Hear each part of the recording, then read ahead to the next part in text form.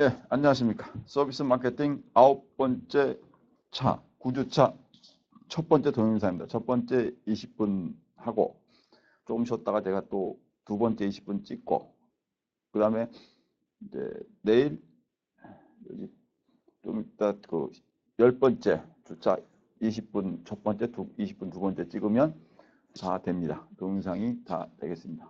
그래서 남은 게 이제 10장, 11장, 12장, 13장이 남았는데요.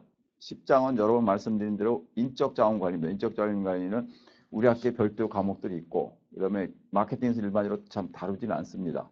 그럼 빼고 11장이 이제 뭐 품질, 12장이 수요 공급, 뭐 13장이 이제 고객 관계 관리에서 응용하는 거. 그래서 11, 12, 13을 이제 9주차와 10주차에 이제 다 다루면 되겠습니다. 여러분도 그동안 많이 수고하셨고, 이 동영상을 반복해서 보시고 수업 시간에, 오프라인 수업 시간에 다시 논의를 합시다. 이제 오늘 들어가면 품질입니다. 서비스 품질 관리란 뭐냐면 서비스의 품질이 균일하게 하면서 향상되게. 그러니까 제품의 경우는 균일하게는 되고 향상을 시키는 거고, 서비스는 균일하게 하는 것 자체가 힘듭니다. 눈에 안 보이고 서비스 생산자하고 관련이 되어 있기 때문에. 그래서 그 품질 관리, 서비스 퀄리티 컨트롤을 어떻게 해야 되는가에 대한 내용들입니다. 품질을 높이고 서비스가 고객들에게 성공을 하는 것, 서비스 성공의 가능성을 올리는 것을 하자는 얘기입니다. 지각된 서비스 품질. 여기서 이제 서비스란 객관적인 서비스 품질이 아니고 소비자들이 느끼는 것, perceived 서비스 퀄리티입니다. 그러니까 객관적으로는 그 서비스가 상당히 좋다. 상당히 좋다. 그래서 어디서 뭐 배송하는 서비스가 상당히 좋고, 그래서 구글에서 뭘 해주는 서비스가 좋고, 아마존에서 주문했을 때 배송하는 서비스가 상당히 좋다고 하더라도, 만약에 사람들이 그것을 perception을 다르게 하면, if they perceive differently, 그들이 만약에 지각을 다르게 한다면 그것은 문제가 될 수도 있겠죠. 문제가 될 수도 있죠. 그러니까 객관적인 게 아니고 지각, 마케팅이라는 것이 기본적인 제품과 서비스에 대해서 생산하는 것도 잘해야 되면 사람들이 느끼는 것. 그래서 품질이 아주 좋은 서비스들이 가끔 실패하는 경우가 사람들이 좋다고 느끼지 않아서 너무 빨리 가면 이제 문제가 생길 수도 있습니다. 고객 만족과 서비스 품질은 이제 항상 관련이 많죠. 고객 만족이란 사람들이 서비스에 대해서 기대하는 수준과 그거의 서비스가 실제로 기대를 충족했는지 여부, 이것이 고객 만족을 고객 만족을 이제 되었는지, 고객 불만족이 되었는지를 이제 구분해 줍니다. 따라서 고객 만족이 되려면 기대 수준을 알고, 그리고 거기에 대해서 서비스 품질을 올려가는 것이 중요하겠습니다. 여기 이제 서비스 품질에 대해서 나와 있고, 뭐 제품 품질과 가격 이런 게 나왔습니다. 거래 품질과 누적. 거래는 특정한 한 번의 그런 거고, 누적이라는 건 여러 번. 기업이 장기적으로, 기업도 이제 사람들이 하는 거기 때문에 한 번에 어떤 삼성생명 보험회사가 한 번은 약간 실수를 할 수도 있지만 장기적으로 어떠냐. 장기적으로 삼성생명이 대하면서 뭐 최고의 보험회사다 그러면 장기적으로 제일 잘한다. 대한항공이 한 번은 실수다 싶으면 장기적으로 어떠냐. 장기적인 게 누적, 큐뮬레이티드 퀄리티가 되죠. 그러니까 한 번이 아니고 장기적인. 관계 마케팅이라는 것이 단기의 관계가 아니고 장기의 관계로 가자는 겁니다. 장기. 고객 만족은 정의는 소비자가 그 기대에 따라서 변하는 거예요. 그러니까 기대 수준을 워낙 낮게 가지고 있는 사람들은, 기대 수준을 낮게 가지고 있는 사람들은 조금만 서비스 품질이 높아도 아주 만족을 합니다. 근데 기대 수준이 아주 높은 사람들은 다르죠. 그래서 구매를 할 때 보면 일반적인 숙달된 아주 경험이 많은 그 고객들과 그냥 초보자인 고객이 서비스에 대해서 전혀 다릅니다. 고객이 아주 많이 하는 사람들은 아주 까다롭죠. 제가 이제 요새 눈에 약간 백내장기가 있어서 이제 작년에는 제가 아주 잘 몰랐는데, 그 다음에 많은 안과를 다니면서 공부를 많이 해서 조금 많이 알았죠. 지금은 의사들을 제가 만나면 조금 의사들에서 실망을 많이 하는데 초기에는 실망 안 했죠. 똑같은 얘기입니다. 기대 수준의 변화에 따라서 품질에 대한 지각을 다르게 한다. 제품은 이제 눈에 안 보이고, 이제 서비스는 그러니까 제품은 눈에 보이고 서비스는 눈에 안 보이는 거죠. 리조트 호텔, 그래서 스파, 골프장, 뭐 종업원의 태도, 뭐 이런 거죠. 그러니까 우리 일상생활에서 서비스가 점점 느는 걸 여러분도 알게 되죠. 여러분이 고등학교까지 다닐 때는 제품이 더 많았을지도 모릅니다. 왜? 학교를 다니고 학교에서 책을 사고 그랬는데 물론 학원은 서비스겠죠. 근데 학원에 대해서는 또 정부가 규제도 하고 여러분이 대학을 졸업하고 성인이 되면서 서비스를 엄청나게 많이 느끼게 되죠. 학교를 다니면서도 그리고 밖에 나올 서비스 뭐 우리 딸도 이제 유학 준비를 하면서 많은 서비스를 느끼는데 그 서비스에서 느껴지는 품질들 내가 느끼는 그 품질에 대해서 사람들이 어떻게 느끼는가 요거가 있습니다. 그 품질은 기본적으로는 그 서비스를 받기 전에 잘 모르기 때문에 서비스 프로바이더가 어느 정도 수준일 거라는 것을 어떻게 합니까? 서비스 프로바이더의 브랜드를 하는 거죠. 우리나라에서 가장 유명한 서비스를 잘하는 업체들이 이제 한 서너 가지가 있는데 현대백화점이 서비스 상당히 잘하고 그다음에 에버랜드가 좀 잘하고 대한항공이 잘하는 걸로 나왔습니다. 근데 대한항공도 이제 뭐 문제가 약간 뭐 있어서 사람들이 대한항공을 비행기를 안 타겠다. 대한항공이 약간 불미스러운 일이 언론에 나온 다음에 고객이 6%가 빠졌다고 합니다.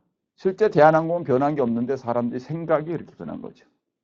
그러니까 소비자의 기분, 소비자들이 어떻게 이제 감정 전염이라는 것이 그것이 이제 유행을 그렇게 만드는 겁니다. 여러분 우리나라에서도 그 서비스 보면 이제 그 다음에 제가 말씀드린 건데 다음에 뭐 어떤 사이트 하나 있던데 한때는 광우병 사태 때는 뭐 수백만 명이 들어갔습니다. 지금은 수백 명도 안 들어옵니다. 그게 뭡니까? 확 불이 붙었다 그러는 겁니다. 우리나라에서 어떤 공연이 한 유명한 분인 경우는 뭐 수천 명이 왔는데 또 그 사람이 문제가 있다니까 또 수십 명 줄고 이게 이제 감염이 되는데 서비스에 대해서는 이렇게 사람들이 변화를 자주 하는 겁니다. 서비스에 대한 사람들의 어떤 변화를 자주 하고 새로운 서비스를 찾아 나가는 그 대중의 욕구가 아주 많은 편이죠. 성공과 실패에 대한 귀인. 성공에 대해서 그러니까 서비스를 잘하는 업체들은 성공을 해도 우리가 잘했다기보다는 고객이 도와줬다 생각하고 서비스를 못하는 업체들은 우리가 잘했다 이렇게 생각합니다. 다시 말씀드려서 서비스를 잘하는 업체들은 우리가 잘한 것이 아니고 우리는 좀 그저 그랬는데 고객들이 우리를 좋게 봤다 이렇게 얘기를 합니다. 겸손하게.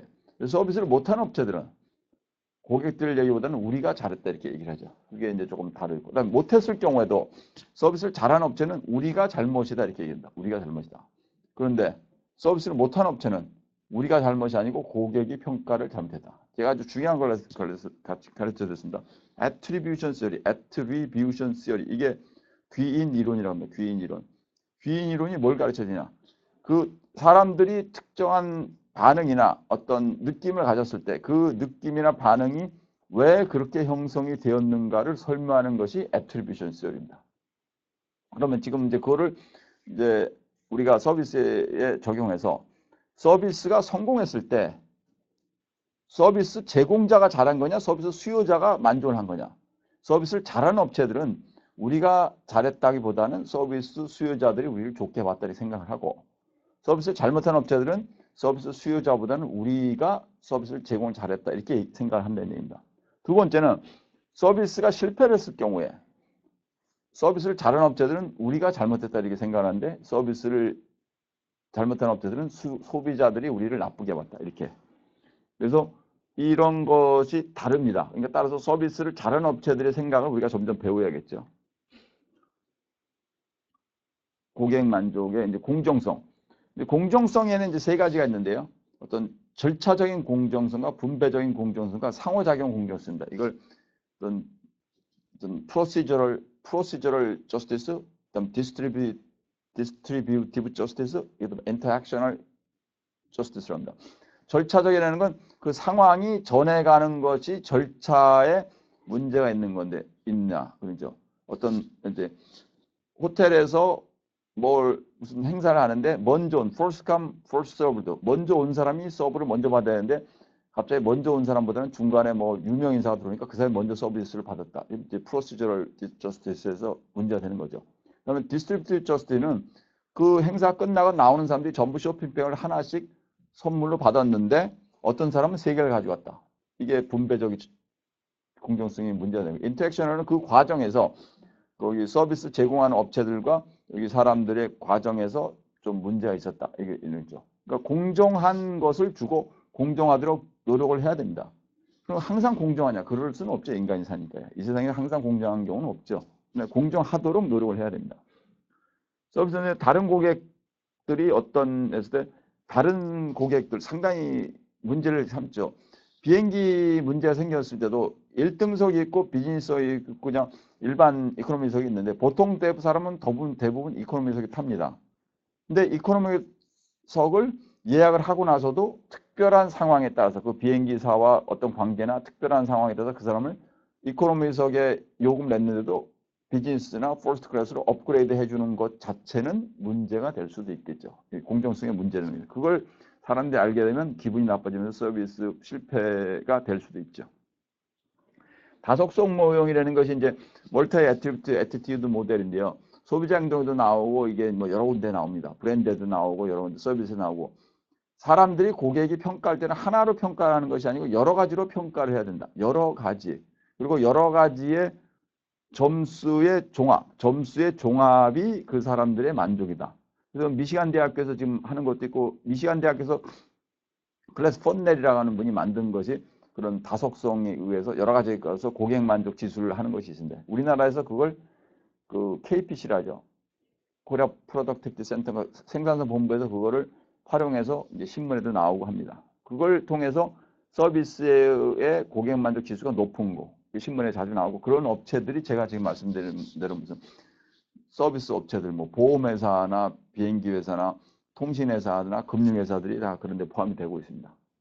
고객 만족 결과 배수. 고객 만족도와 충성도 간의 상관관계가 존재하지만 고객 만족도가 높을수록 충성도가 매우 강하게 여기 보시면 이렇게 어버드 하면서 상당히 확 올라가죠. 그게 뭡니까? 고객 만족이 높으면 계속 충성도가 고객 만족이 높으면 충성도가 높다. 그 얘기 뭡니까? 내가 특정 보험회사를 활용을 하고 있는데 만족도가 높으면 거기에 대해서 점점 빠져드는 거죠. 그 회사를 계속 애호하고 loyal to that company고 이탈 성향이 propensity to exit이라고 합니다. 이탈 성향이 propensity to exit이라고 하는데 그 보험회사를 떠나려는 성향이 되게 낮죠. 제가 요새 모 보험회사에 자문교수를 하는데 그 보험회사에서 얘기를 할 때 우수 고객 중에서 나가는 경우가 있습니까 했더니 식사를 같이 하는 부사장님이 거의 없습니다. 그런 사람들. 그냥 뜨내기들이 가끔 나갑니다. 이런 얘기다. 그러니까 우수 고객들은 고객 만족을 하면서 충성도가 상당히 높기 때문에 고객이 이탈 성향이 낮죠. 고객 만족이 높으면 시장 점유율이 높다. 그렇게 돼야죠. 고객 만족이 높은데 시장 점유율이 낮다고 하면 고객 만족하려는 노력을 안 하겠죠. 우리는. 그렇죠? 통신사의 고객 만족이 높다. 상당히 빠르고 통화 품질이 좋고 그다음에 과금도 많이 안 한다. 그렇게 되면 시장 점유율이 점점 높아지는 거고 고객 충성도가 높아지는 거죠. 고객 충성도란 그 통신사를 계속 쓰는 거. 브랜드 자산이란 그 브랜드에 대해서 사람들이 느끼는 감정을 돈으로 평가합니다. 브랜드 에셋이라고 하는데 브랜드 에셋이란 뭐냐면 서비스 브랜드 에셋이란 특정한 서비스 업체, 뭐 통신사나 비행기 회사나 뭐 금융회사에 대해서 사람들이 많이 알고 이제 브랜드 어웨어니스, 브랜드 인지도 높고 그다음에 브랜드 선호도가 높은 거, 브랜드 프레퍼런스가 높고 브랜드 어웨어니스가 높고 브랜드 프레퍼런스가 높으면서 브랜드 자산이 되면 그 금융사나 통신사 사람들이 좋아하게 되죠. 그게 돈입니다. 그 이름 자체가 돈이라는 얘기입니다. 특정한 브랜드 이름 자체가 하나은행, SK텔레콤 이 자체가 엄청난 돈이라는 얘기입니다. 그것이 이제 수익률이 올라가면 다시 그 수익률의 일정 부분을 어떻게 합니까? 우리 회사를 도와주신 서비스 해준 분들에게 우리가 뭐 연말에 아니면 특정한 명절에 아니면 창립 기념식에 이제 제공을 해주는 거죠. 소비자들에게 간단한 오퍼링을 제공물을 판촉물이나 제공을 해주죠. 서비스 품질의 유형에는 뭐 여러 가지입니다. 성과 품질, 이건 성과가 있습니다. 소비자가 이제 여기 음식점에 갔을 때 스테이크가 나왔는데 저는 이제 웰던만 먹습니다. 저는 레어나 미디엄은 거의 안 먹고 안 먹는 이유가 뭐 두 가지가 있는데 하나는 성경책에 보면 우리 집사람이 그랬더니 피를 먹지 말라 그랬다는데 목사님하고 얘기하다니까 그건 구약의 시대였고 요새는 뭐 아니는데 그래서 두 번째는 피가 있는 걸 보면 좀 아주 기분이 이상해갖고 그래서 미국에서 제가 7년 살면서 웰던만 먹었어요. 아주 딱딱. 근데 웰던이 좀 딱딱하죠. 그 사람들이 미디엄 쪽으로 하는데 저는 그냥 웰던을 먹고 내가 먹은 것이 잘 나왔냐. 그 아웃백에 가서 먹었더니 잘 나왔냐. 학생들하고 먹었더니 뭐 베니간스인가요? 그 뭐 다른 데 가서 언제 먹었더니 어떠냐. 그럼 이제 그 나온 거죠. 근데 과정이 아까 말한 이 성과 품질이 이제 그런 어떤 디스트리뷰트 저스티스 같은 거죠. 성과가 좋았나. 과정은 프로시저를. 종업원이 주문을 받고 음식을 제공해가지고 계산하는데 그랬냐. 많은 경우에 종업원한테 시켰는데서 웰던으로 얘기했는데 이 사람이 미디엄으로 해갖고 오면 이게 이제 결과도 그렇지만 이제 과정상에서 이 사람이 말을 듣지 않았다. 나오면서 계산하면서 이 사람에게 뭐 어느 정도 적립금을 요구했는데 고객 카드를 가지고 오지 않았다고 해서 적립금 안 해준다. 이런 게 이제 과정상에. 그리고 거기 보니까 분명히 거기는 뭐 화장실은 뭐 이렇게 있고 뭐 향내가 나고 이렇게 합니다 했더니 갔는데 향내가 안 나더라. 이런 게 이제 과정에 그렇게 써나는 거하고 다른 거. 우리 거짓말이라는 게 뭡니까?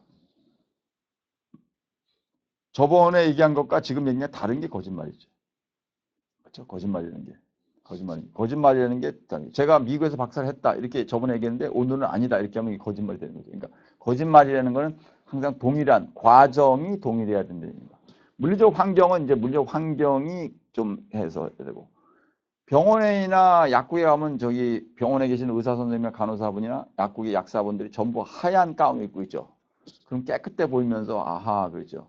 원래 이미지가 그랬냐? 그렇진 않았고 1950년대에 TV가 나오면서 병원과 약국들이 뭐 광고를 하고 아니면 드라마에다가 어떤 그 의사가 나오는 장면에 전부 하얀 가운을 입는 걸로 해가지고 그렇게 인식이 바뀌었다는 얘기도 있습니다. 그러나 병원에 가면 의사가 깨끗한 걸로 하고 근데 가끔은 뭐 술을 먹고 뭐 수술했다 해서 이제 문제가 되고 있는 거죠.